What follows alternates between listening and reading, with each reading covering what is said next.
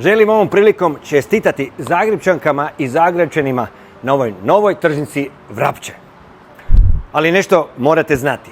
U prošlom sazivu Vijeće gradske četvrti posve Vrapče je bilo jedino u gradu Zagrebu koje je iz vlastitog plana komunalnih aktivnosti financiralo idejni projekt.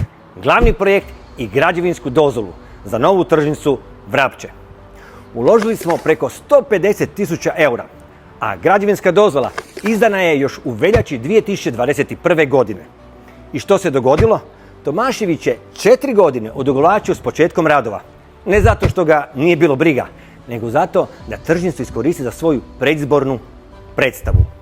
A onda je naravno dočekao da troškovi izgradnje narastu. Pa mu jedino rješenje bilo rezati.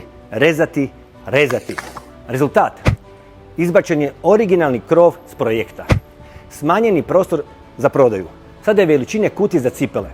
A najavljeni parking od 21 mjesta? Njega zaboravite.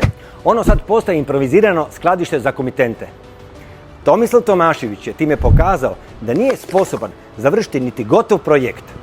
U svojoj bahatosti i ljenosti osakatio je ono što je već bilo spremno za izgradnju. Zaključak. Tomašević nije sposoban realizirati niti jedan ozbiljan kapitalni projekt. I tko će sad normalan glasovati za Tomaševićeva i Možemo? Pametnom dosta.